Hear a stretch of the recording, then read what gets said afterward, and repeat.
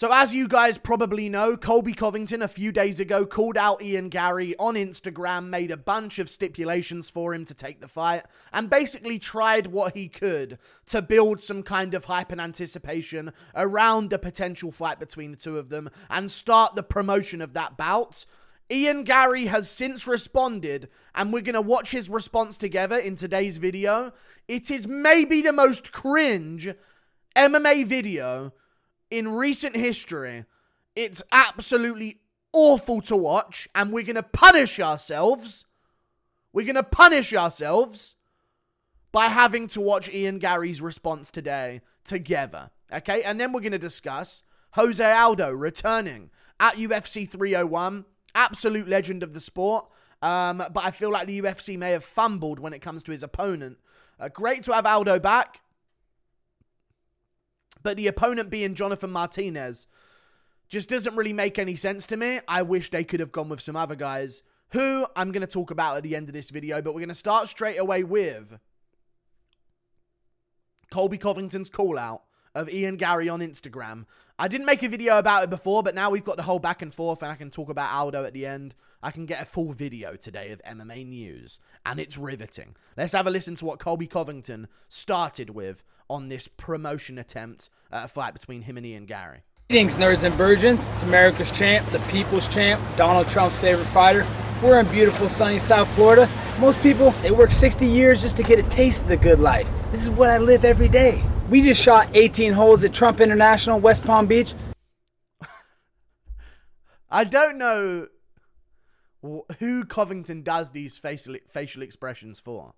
They're the most fake, dumbest, fakest, cheesiest grins and expressions of happiness that I maybe ever see on anyone. Like, I don't know why Covington does that face of, like, you're not that excited about being on a golf course. You're not. Who does he do this for? I don't know who Covington. Maybe he is just a bit of tism. You know, you got a touch of that tism. You know what I'm saying? Now we're out here selling on 7 figures and salty nerd tears. Usually when you're out here, it's all about fishing. Everybody knows when you're going fishing, it's important to have the right bait. So let me teach you all a lesson about how you bait someone. Okay, he's gonna call out Ian Garry. Ian Garry, you translucent cuck. You wanted my attention? Now you got it.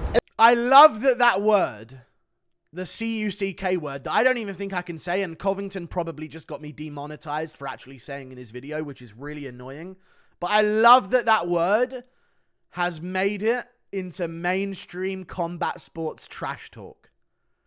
Like, before it was such a niche word that would get chucked around, and now it's becoming popularized because, I mean, quite frankly, there's just more of them these days. It's being used a lot more. And Ian Garry's one of them. And I love that Covington is... I wish we get a press conference out of this, because I just want to see that word hurled at Ian Garry 50 times and see if he breaks down by the end of it. Everybody knows why you want to fight me, Ian.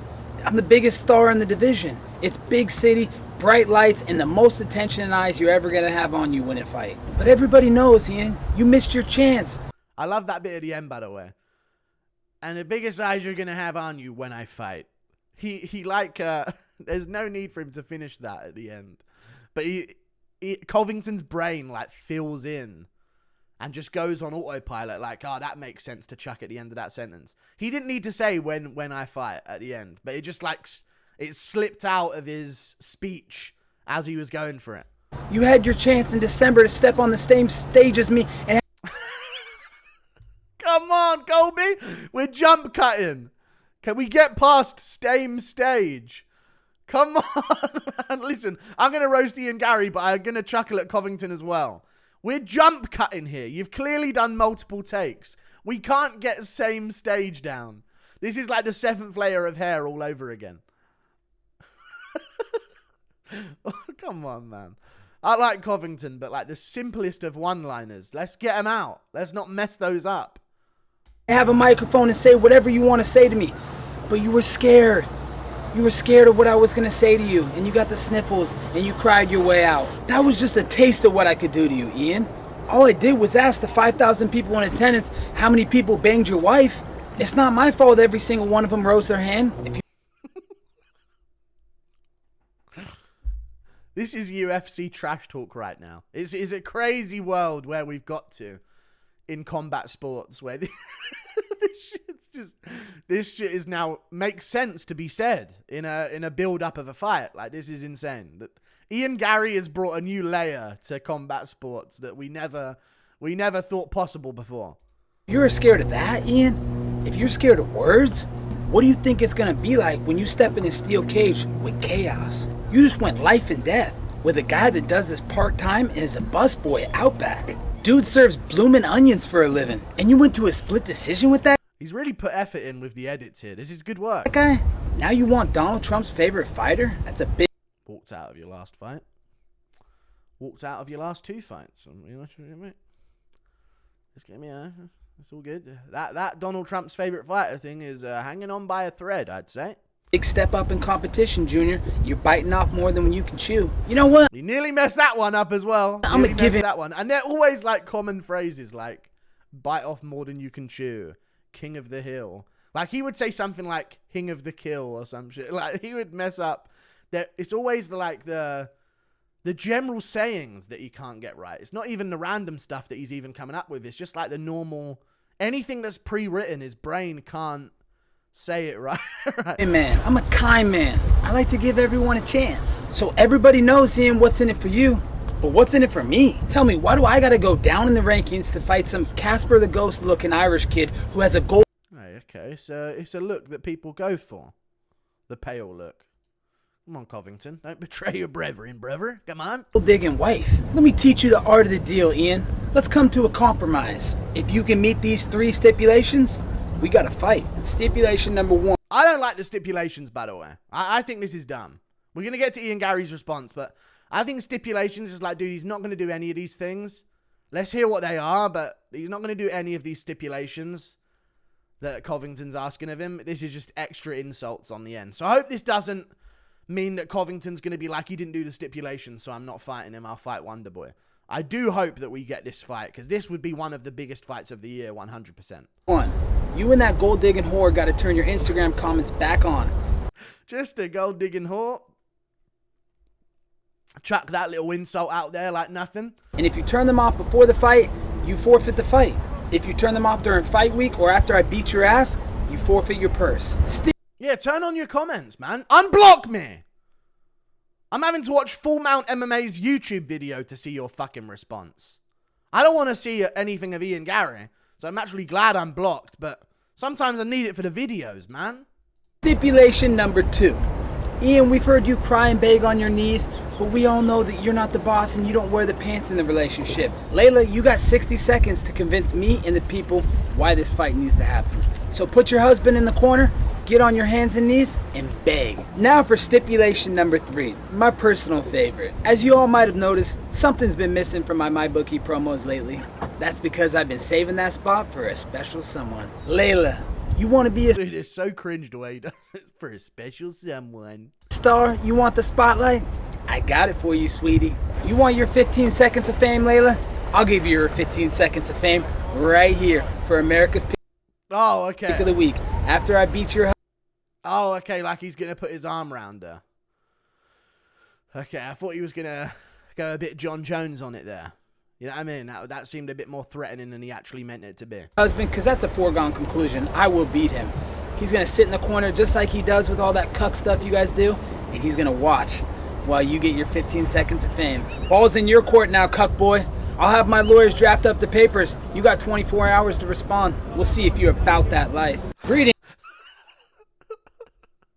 The funniest part about this, I love that I don't want to say that we created this, but I love that this is now commonplace. Like, balls in your court now, cuck boy. I love that. Because if people don't understand the context of it, I'd love that all of a sudden there's going to be new MMA fans watching the press conference going, why the fuck is everyone calling this guy a cuck? Old trash talk used to be, I'm on this win streak, I've got this many KOs, and now it's just going to be, shut up, cuck boy. You'll just throw shit at him like, shut the fuck up, you little cuck. Go sit in the corner. Oh, God. So, yeah, that's Covington's initial statement to Ian Garry. Then we can look at Ian Garry's response here. 24 hours to respond. Beware cringe. Beware the cringe. I'll respond in my own time. Don't rush me. Listen here, Colby Covington. You are... It's just... Dude, the voice to begin with is so fucking annoying. How is he this annoying? I don't understand how he's that annoying. Don't rush me. I don't know why he's so fucking annoying to listen to. 24 hours to respond. I'll respond in my own time. Don't rush me. I respond on my own time. Don't rush me. Why is he doing that with his voice? I feel like every Irish person, I'm sorry, I'm going to really offend a lot of my audience, just knows they sound a bit gay, so they just always do that weird hoarse, like, gruff throat thing that they don't need to do. Like, McGregor used to be like, 60 G's, baby. That's how he used to sound. Dana. And now he's like, mate, don't be saying that, you mad fool of a thing. Like, they always go for that real gruff, put on voice a lot of the time whenever they're trying to sound tough. And I think Ian Garry's fallen victim to it. Maybe it's just these certain Irish folks. Listen here, Colby Covington. You are in no position to tell me what I should be doing in life. You'll do... Oh, he's so gay! Fuck, sorry, I shouldn't use that as an insult. I meant it as a compliment, actually. I was saying how great it is. That was an adjective, like, positively used there. Why did he talk like that, dude? Fucking stop. Jesus Christ. This is great. This is the most perfect unintentional heel we've ever had in MMA. When Covington came up, you could see through it. When Chael came up, you could see through it. And you were like, but I like this guy kind of. You know what I mean? Because I know it's an act. I know he's trying to build up the fight. This ain't an act. He's a cunt. He's such a royal cunt. It's so good to finally have this heel. Look how gaily he says this. In a great way, I'm complimenting him. If you see that as an insult, you're the problem, you bigot. I'll respond in my own time. Don't rush me. Don't rush me. Listen here, Colby Covington. You are in no position to tell me what I should be doing in life. You'll... Shut up! Shut up! Sorry. I think that's just an instinct that comes out when I hear this guy speak. Almost threw a punch at my screen there. Don't you be saying what to do with me. And he starts jolting his shoulders and shit. And that, just the way he moves. Fuck off. You'll do as you're told. And down! That's good, you know, showing all of Covington's losses. That's good editing. You gave me 3 stipulations, all of which had nothing to do about fighting, but we're all talking about my wife. Layla, get on your hands and knees and beg. I don't know how you were raised, but women aren't property and my wife definitely ain't no trophy. You should be focused. Damn right, she's nearing 50. Say that one again, mate. You were raised, but women aren't property and my wife definitely ain't no trophy. You should be If she was, it'd be a rusty one. focusing on me. I'm the one who's in that octagon with you. I'm the one who's going to punch a hole in your head. So stop swerving me and keep Layla's name out your mouth. How many of you guys have Ian Garry's wife? You're not America's favorite fighter. What you are is a peak underperformer. You're the only person in UFC history to lose 3 world title fights, and you haven't got a single win against anybody in the top 15 right now. These are facts. He should have kept it on this energy from the get-go. None of the other stuff before. This should be his approach. So Colby, why should I fight you? I can think of one reason. I challenge you to an I quit match where one of us... No! Stop shaking your fucking head like that. Oh, God! How is it possible to hate someone this much? The way he fucking, I challenge you. Fucking shut up. Now, so Colby, why should I fight you? I can think of one reason. I challenge you to an I quit match where one of us has to say, I quit. Ugh. Why can't you just say it into the screen, man?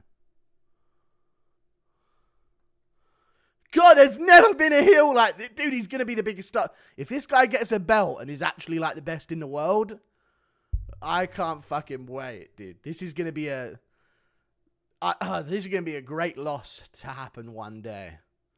It's going to be a wonderful one. Hopefully Goddard ain't there to let us not get a flat line out of it. This is going to be a great loss one day.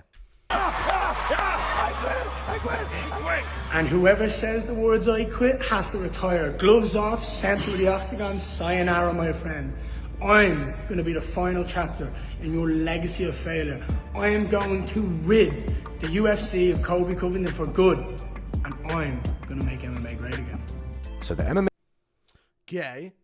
But, the weird part is the words that he's saying there at the end, especially your legacy of failure. I'm going to be the one to make, I'm going to end your legacy of failure, all this. If that was written down and you just read it out, you'd think, damn, that's kind of tough. And then it's like, and I don't suppose you will. Just shut up, man. Fuck. Anyway. Shit, it's such a cringe response. It actually is insane, the hatred I have for Ian Garry, which I'm happy about, you know, because I think hatred is like a really good emotion that I enjoy feeling. But yeah, that was cringe as fuck. Ian Garry's response, but they went back and forth. Then Jose Aldo is back. That's not Jose Aldo. This is. Jose Aldo has returned, everyone. To the octagon, he's back. UFC Hall of Famer and UFC featherweight champion will fight Jonathan Martinez in a bantamweight fight at UFC 301 on the 4th of May in Rio de Janeiro, Brazil. You got to have Aldo in Rio de Janeiro. They actually were doing Rio card last year, and I was like, dude, why did Aldo retire at Salt Lake City against Merab? One, he had a good performance in hindsight against Merab, which I guess we can talk about as well. But, because he shut down Merab's grappling. Let's not forget. And, like, got lost because Merab was kneeing him in the thigh up against a cage. Like, in the open, he was probably arguably winning that on damage. But Merab would keep busy in the clinch against him, which is kind of what Volkanovski did to beat him as well. But a little bit more at range with Volk. But, yeah, Aldo was doing good before he left. And I was wondering, why did he leave? A couple months from then was the Rio card. And that would be a perfect retirement fight for him. Or a perfect retirement location for him. And Aldo's back. Aldo's back for the Rio card. I'm telling you, they're desperate for this Rio card. I don't like that this has been announced as the co-main event. In my opinion, this is the 4th fight on the main card. That's what I need this to be. That's the quality of card I'm looking for here. You know, I'm looking for everything that's currently on it to be on the prelims. Co-main event of Pantoja Erceg. Hopefully, Alex Pereira beats Jamal Hill and then can turn around for the Ankalaev fight in the main event. And then maybe Aldo on there. Josh Emmett, Edson Barboza is also another matchup that I'm looking for. And then get Paulo Costa on that main card versus someone as well. And all of a sudden, you've got a really good-looking card. But I hope this isn't the co-main event. I don't think it's Aldo. I don't have a problem with Aldo being in the co-main event. But I don't like the fact that it's against Jonathan Martinez, who this is like Bo Nickel fighting Cody Brandage, but actually they're both quite good and established already, you know what I mean? Like, it's just, one of them fits the bill for the main card. Well, no, this isn't like that at all, because, sorry. I take everything I just fucking said back. Fuck Bo Nickel and Cody Brandage. Aldo belongs on the main card, but not Jonathan Martinez in the co-main event. On a 4th fight on a pay-per-view, this would be good, but co-main event-wise, I just don't think it belongs. And I think Aldo can win. And if Aldo's like an underdog in the odds here, I probably will take him to win. I think this is very 50-50. But it's more 50-50 based on like what version of Aldo shows up. If a good version of Aldo shows up, I think he whoops Jonathan Martinez. I think Martinez is weak boxing-wise. It's the weakest part of his game. He's quite chinny, really. But no one really can see that because he's actually like chopped people's legs to pieces before they can even get power shots off a lot of the time. Great takedown defense, Jonathan Martinez. Don't think this is going to be a grappling fight between the two of them. So I think this is going to be a striking match. And I think Aldo's boxing can give Jonathan Martinez problems. But can Aldo snap back in to the great leg kick defense that he once had? Because he's going to need that against Jonathan Martinez. And if he can, I can see him getting a TKO here. I really can. Also, not to mention, Martinez quite soft to the body. Looking ripe for a liver shot from Aldo as well. I can see Aldo actually having success here. So it does depend on what version of him shows up. I like this a 3-rounder. That's something that I do enjoy. Hopefully it's a 3-rounder anyway. But I would like to have seen him against other opponents. So now you got your Jonathan Martinez here, who's a big name. He's in the background. Who's a big name. Not a big name. He's not a big name. He's a high-ranked guy that's going to get Aldo into the rankings. And by the way, if Aldo wins, he's got wins over top-ranked guys at bantamweight. Marlon Vera, he has a win over. He has a win over Rob Font. He has a win over Pedro Munoz. I mean, that's 3 fighters in the top 15 right there that he has wins over. And one of them's in the top 10. So I think if Aldo wins, period, against Jonathan Martinez, he should be put like just below Peter Yan at number 5 in the rankings. I think he'll be above Cejudo, number 5 in the rankings, and looking for a title elimination bout. So hopefully he sticks around after this, but if he doesn't, he doesn't. Why not do the Dominic Cruz matchup or the Corey Sandhagen matchup, man? I think that's where they really messed up. As a co-main event of a pay-per-view that they're saying this is, or basically what this is on the pay-per-view card that it's on, is this is carrying the pay-per-view. Which is weird to say. Jose Aldo versus Jonathan Martinez is currently like single-handedly trying to carry UFC 301 as of right now. Of course, if Pereira gets the win and manages to do a turnaround, epic. He's the main event. He's the carrying guy of the card. But Aldo's trying to carry this pay-per-view. And I think to do that, especially if Pereira doesn't win or gets into a scrap and can't make the turnaround, is to have the co-main event of Jose Aldo, Dominic Cruz. So I do wonder to myself, dude, where the fuck is Dominic Cruz? Did they call him beforehand? Did they offer this to Sandhagen? I fucking hope they did. Because Umar does not deserve the Sandhagen fight. I hate to say it. I think Umar should fight Henry Cejudo. That's what I think Umar should do. Like, let's not do this, just get ranked and then we'll give you the title elimination bout. Or, like, just get to a point where you've beaten a ranked... He hasn't beaten a ranked opponent yet, Umar. I think maybe Barcelos was number 15 or something along those lines, but he hasn't really beaten a ranked opponent. Don't give him Sandhagen so fast. Let's give Umar Henry Cejudo. If he out-wrestles Henry Cejudo, the Olympian, epic. He gets a bunch of popularity from it. Look what happened to Merab. He got a bunch of stardom for what he did to Cejudo by picking him up and dunking him. If Umar wins that, then we can start talking about the top matchups. But I think this fight with Aldo should have been reserved for a Dominic Cruz, for a Corey Sandhagen. Have some fucking respect. Put on a legendary matchup where Aldo can be right into title conversation with a win over Sandhagen, or can get a legendary matchup against Dominic Cruz that I've been waiting to see for like the past decade. So I think they messed it up. Hopefully it was that they didn't ring Dominic Cruz. I'd hate it if Dominic Cruz got the call and just didn't answer or just said no. Like, I'm sure he would have pounced on this opportunity, but yeah, because really, Dominic Cruz hasn't retired, and what are you sticking around for if it's not for these types of opportunities? Aldo in a co-main event of a pay-per-view. Cruz is probably going to be on the prelims of a pay-per-view or a fight night when he comes back if he fights anyone else. So, Dominic Cruz, Corey Sandhagen were both options. They went with Jonathan Martinez. It is what it is. I think Aldo beats him. Like and subscribe. Thank you for watching. Toodle Pip. I'll see you later. Goodbye.